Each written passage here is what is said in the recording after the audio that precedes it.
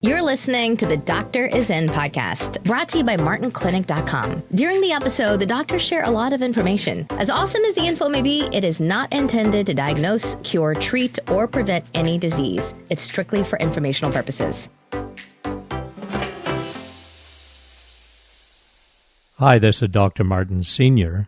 on with you again today for episode number 201. Of the Doctor Is In podcast. And I think, again, today you're going to enjoy this little bit of a rant that I'm going to do on nutrition today. And let me just read to you the results of a large study that was done in Australia on mental health.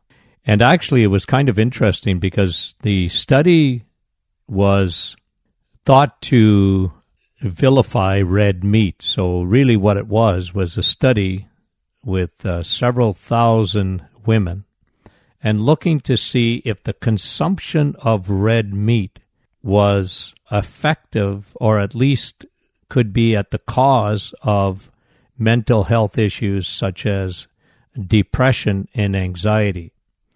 And it was shocking to the people that were doing this study that the exact opposite happened, that the women who consumed more red meat were actually lot less likely to get depressed or would suffer symptoms of anxiety. And so this study, again, it just confirms the bias, really, of what you're seeing today, and that is don't eat red meat because it's going to give you cancer, and red meat isn't good for you. It increases your risk of bowel cancer, and it's not good for you. And just the opposite is true. So what I want to do today is sort of talk about not just red meat, but okay, I know that if you've listened to any of our podcasts or watched any of our videos or whatever, we're very, very big on a low-carb diet, a high-protein. But I like what I want to do today is sort of classify foods in terms of their nutritional value. Now, listen, again, anything that is whole foods, natural foods, the foods that are not made in a laboratory, and we talked, I think, not a while back about this new craze of meatless burgers and meatless food. Those foods are made in a laboratory, and they're literally are dog food, in my opinion. It's just craziness. But anyway, let me go over. I did something many, many years ago where I classified foods in two groups. And the first group was what I called lipolytic foods, and the other one was glycolytic. So if you've ever come to the Martin Clinic, you would never leave there without me giving you that food chart where I divide food into two. One is lipolytic foods and the other is glycolytic. So let me explain that.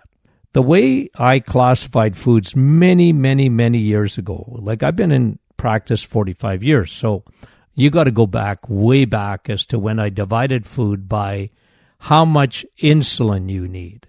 Okay, so this is one way to classify food, and I think for me, it has been an effective tool, and I've used it on hundreds of thousands of patients over the years. And that is classifying food by the insulin response that occurs when you eat food. So at the top of the food chart, for example, on one side of the food chart, and these are low insulin foods. Every time you eat, you need insulin, except if you eat straight fat. But you need insulin, so every time you eat, you need insulin. But the reason that I have always wanted to keep insulin down, because insulin is a fat-storage hormone, and fat creates inflammation. So not eating fat, but insulin creates, because its job is to take sugar and store it, and it is stored as fat. It stores it in your liver, in your muscles, and fat cells. It will make as many fat cells as you might be skinny and have a lot of visceral fat around your organs, and that doesn't make you. It certainly doesn't make you healthy, because what visceral fat does is it creates inflammation in the body. And so I divided food by how much insulin you needed. So, for example, if you look at one side, I called them lipolytic foods where you need very little insulin. It's meat, including fish, eggs, cheese, cream, fruits and vegetables, legumes would be on one side. And then on the other side would be your bread. These are glycolytic foods that create an enormous amount of insulin. So anytime you have a piece of bread, and I don't care what kind of bread it is, it doesn't matter, really, because it's going to be sugar in 5 seconds. So you got bread and pasta, rice and cereals and sugar, sweets, pastries, juice, milk. Milk was on that side because unlike cream, milk has devoid of fat or very little fat left.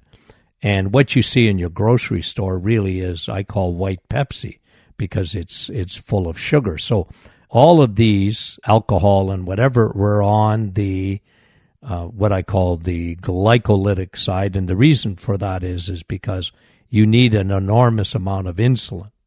And so I always base that diet on insulin. But what I want to do today, and I will stick to what I call the lipolytic side, meaning the side that needs very little insulin, but I want to reinforce the results of this study that shows you how important it is when you come to nutrients. And I will just pause, and every time I mention a different type of food, I'll just tell you why it's good for you and give you a couple of Cole's Notes version of every particular food. So I'm going to list 7 foods and that are all good for you, but I want to rate them from the top to the bottom. So at the top of the food chain of all foods is red meat. It's the number one food that you can eat. So people that avoid it, now, I had a patient in this morning that told me, well, if I eat red meat, it bothers my gut. Well, I said, okay, then stop eating it. But for the vast majority of people, red meat is well digested and they actually like it. And ladies, I'll tell you something. The vast majority of women know this by how they feel. And oftentimes you would be shocked how many times I hear, even in a day, that women crave red meat. And that is especially because they are often anemic. They're often low in iron. They're often low in B12. And guess where you get heme iron or hemi iron? You get it in red meat and only in red meat. So at the number one top of the food chain, and the study showed it for depression, but the reason is, of course, that you are much more likely to become depressed if you're low in vitamin B12. It's the depression vitamin that you're missing. And, somewhere between 60-80%, I assume, are low in vitamin B12. They just don't absorb it. There's many reasons for it. They don't eat enough red meat, and some people even that eat red meat can be deficient in B12 because they don't have what they call the intrinsic factor. They are on antacids, they are on metformin, they are on almost any kind of medication that you would take would oftentimes negate the B12 that is in the red meat. And this is why if I can talk to you about 2 vitamins that are almost universally missing today. One is red meat, which is B12, and the other one is vitamin D. So red meat is at the top of the food chain. Liver being probably the number one. Beef liver would probably be the number one food in the universe. Tremendous, right? So number one nutrient. And B12 is not found in the plant kingdom. Don't fool yourself. If you're a vegan or you're a vegetarian, you are not getting enough B12.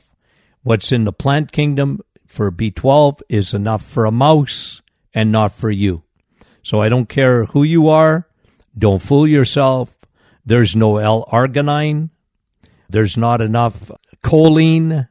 There's amino acids that are not found in the plant kingdom. They're found in the animal kingdom, and especially in red meat. So you need that, number one on the food chain. Number two is white meat. Okay, so it's second in the list.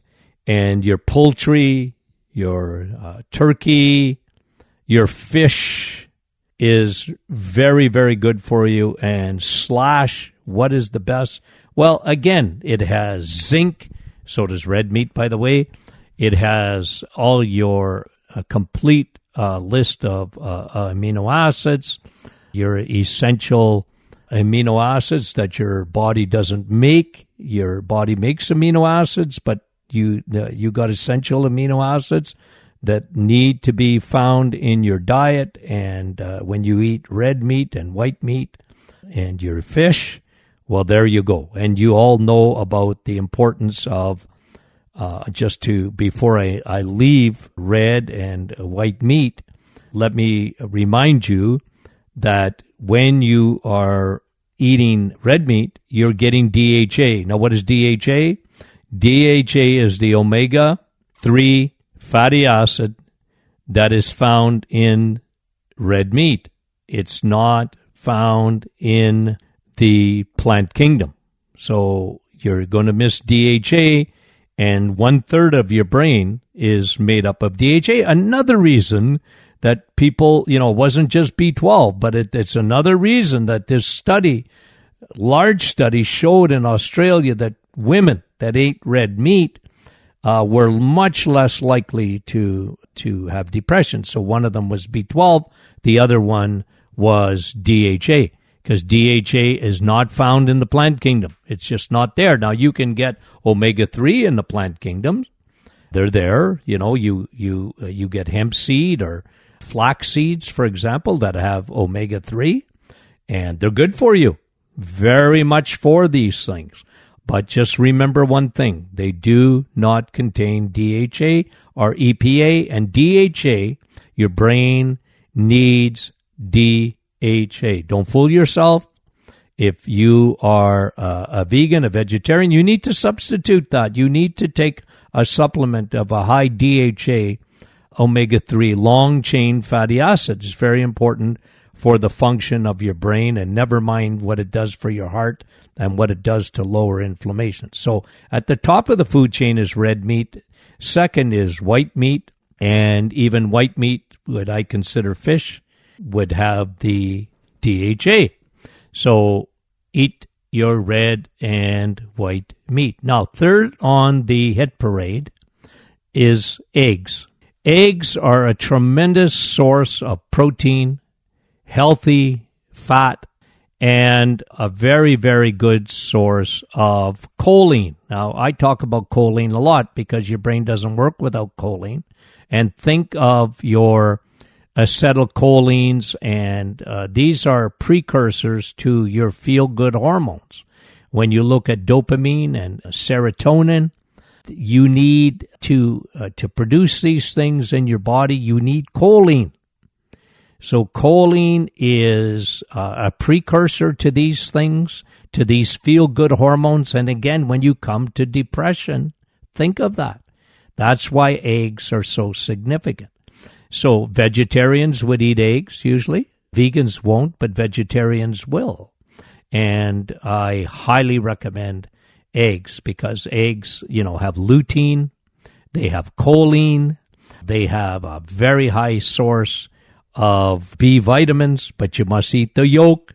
If you only eat the egg whites are good because they're full of protein, and this is bioavailable protein, absolutely, but we at the Martin Clinic remind you to eat your eggs. Now listen, cholesterol is found in only the animal kingdom. And again, I want to emphasize, because of this study, I have to emphasize the importance of cholesterol for your brain. So if someone calls you fathead, you take it as a compliment because you need that healthy fat, and a healthy fat is cholesterol. And cholesterol is only found in the animal kingdom. It's found in meat. it's found in eggs, it's found in cheese. And so when doctors, years ago, I called this fella by the name of, because if you ever study nutrition, you're going to study Ansel Keys. He was I call him a mass murderer, only because he was the one that first came out with the hypothesis that cholesterol was at the root of heart disease. Now, again, I don't want to go into a long dissertation on why that's crazy, but you can't live without cholesterol. And Ansel Keys, who came out in the 1950s and then got sponsored by the cereal companies and the food companies, sponsored this guy to perpetuate this lie, and that lie was that cholesterol was at the root of heart disease. And the reason is because when he did autopsies, he was a researcher, he wasn't a dummy, is that he saw cholesterol in blood vessels. Well, of course cholesterol is in blood vessels. It's FedEx trucks on the highway. They're delivering Amazon packages of your hormones. Okay? Think about it for a minute. You see UPS on the highways. Does that make them the bad guy? No, they might even be at the scene of a crash. But that doesn't make them the bad guy. They're just there. They're doing their job. They're delivering. Cholesterol delivers your hormones. Cholesterol, your cells are made up of cholesterol. Your brain is made up of cholesterol. And we've made cholesterol a boogeyman, and that started with Ansel Keys. And what Ansel Keys did was actually get people to cut back on cholesterol by not eating butter and not, substituting butter with margarine, and quit eating bacon and eggs and eat our cereal and don't eat red meat and, eat our foods that are in the middle aisles of the grocery stores. That all started with one person and who had a faulty hypothesis. It was faulty.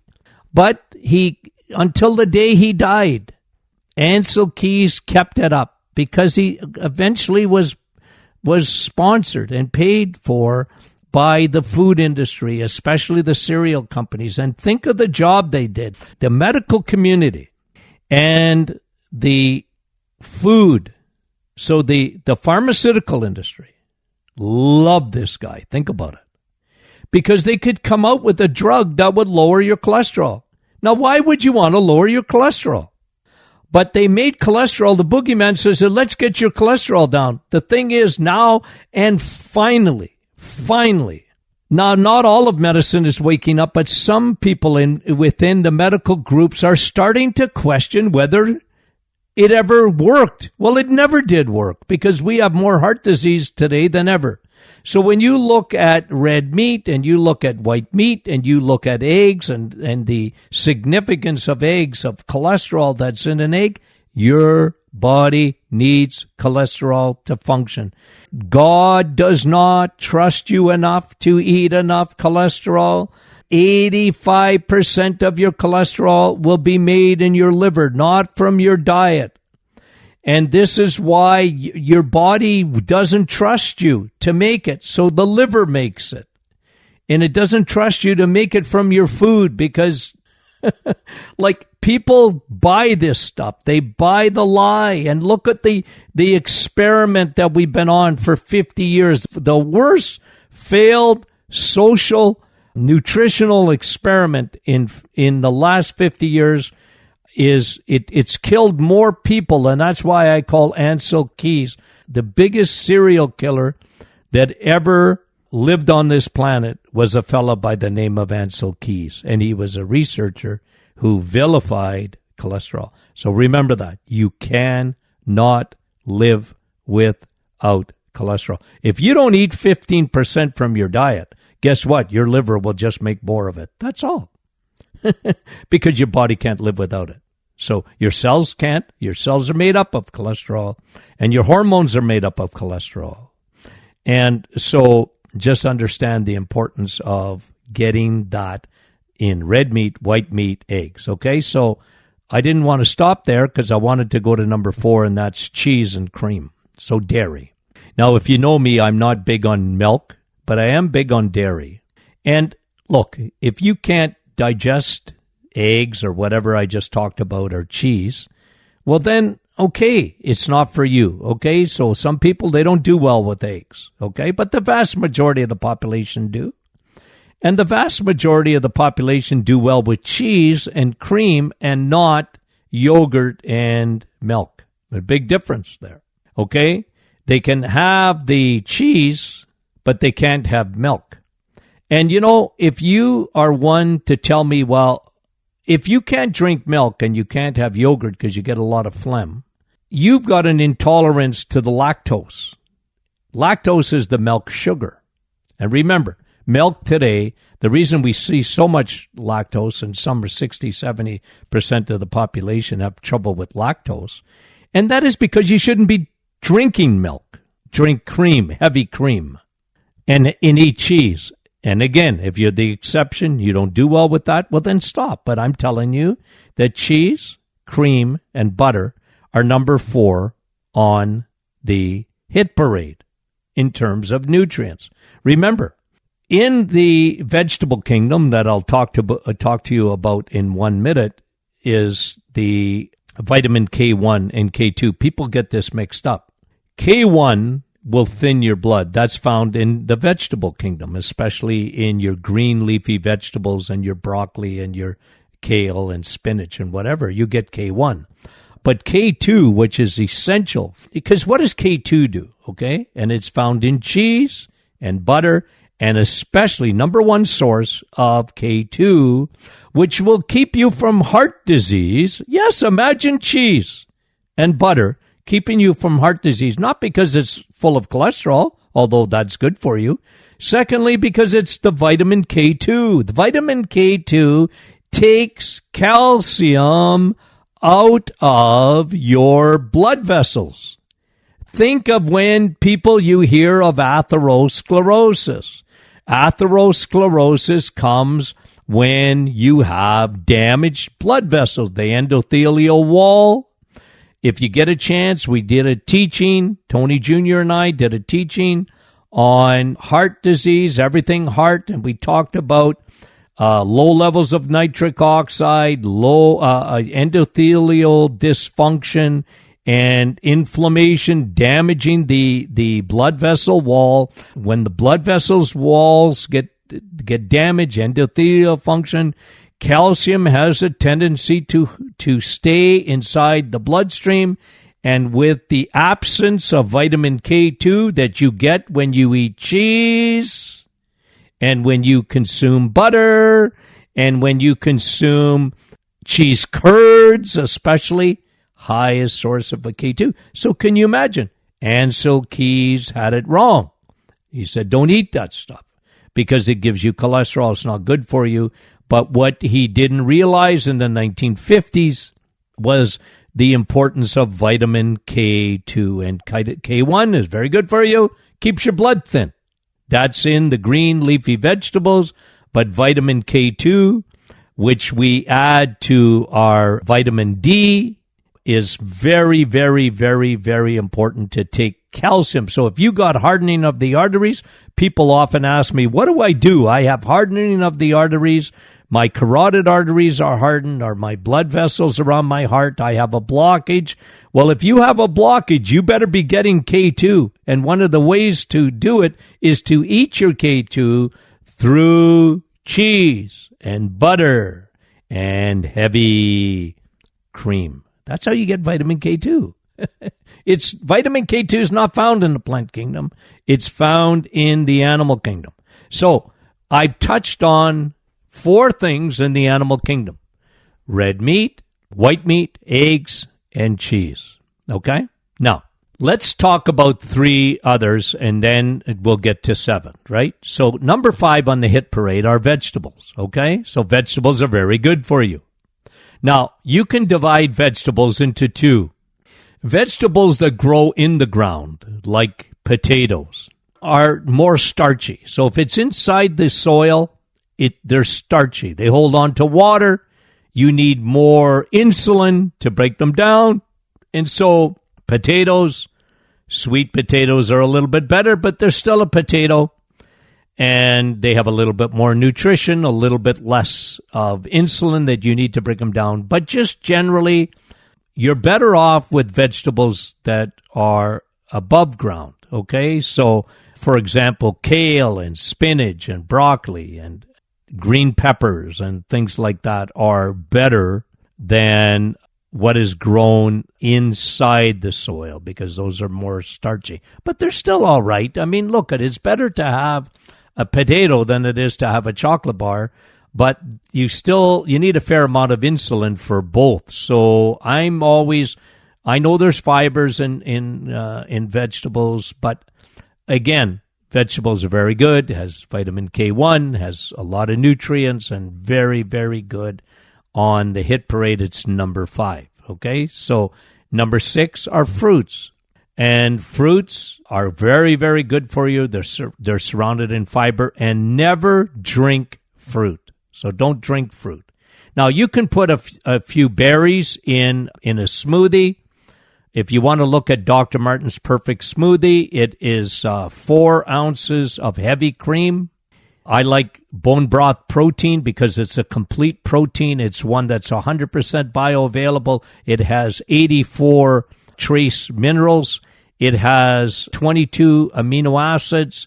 It has L-glutamine and L-arginine and L-leucine and L-lysine. And that's why I like bone broth. Bone broth is a tremendous. So in my perfect smoothie, I recommend bone broth. For some people, whey protein isolate, a very good one, is good too. But a lot of people they can't have whey.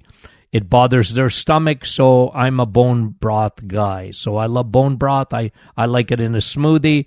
And you can put a few berries in. That's the only time you ever want to drink any fruit. Don't drink fruit. God meant you to eat fruit. And when you eat fruit, like an orange or citrus or an apple or grapes, bananas, whatever, if you have that fruit. Now, if you know me, I limit fruit for people that have elevated insulin. Okay? Doesn't mean that I eliminate it, but I limit it.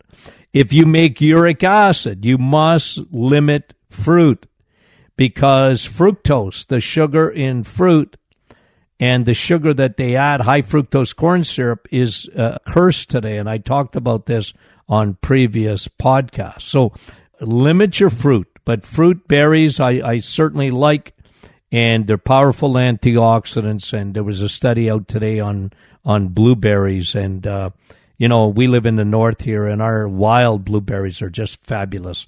They are so powerful. So, strawberries and raspberries and blueberries are tremendous antioxidants. So I like berries, but if you have trouble with uric acid, then you must limit your bananas, limit your apples, and limit your grapes. If you've got any kind of arthritis, I'm very, very careful because they usually form a lot of uric acid. Now, so that was number 6. And number 7, let me close with this, are legumes. So your lentils, your beans, your quinoa, these are legumes, okay? Now, legumes, again, they're very acceptable. There are doctors that don't want you to eat legumes at all because of lectin, and lectin, they talk about that. But I find that, if you can digest, listen to your body, if you can digest beans and lentils and whatever, kidney beans and whatever, and they don't bother you, then I got no problem with that, okay? And they're full of fibers, and this is all right. But for some people, that extra fiber or whatever, that roughage, actually bothers them. Well, you got to listen to that if your gut bothers you. But if you go down in terms of the top nutrients, okay, that help your brain, the 4 main ones are your red meat, your white meat, your eggs, and cheese. And these are very, very nutrient-dense food. And that's my 7 top foods on the hit parade, okay? So thanks for listening today, and if you have any feedback, please send it to us at info@martinclinic.com. You've reached the end of another Doctor is In podcast with your hosts, Dr. Martin Jr. and Sr. Be sure to catch our next episode, and thanks for listening.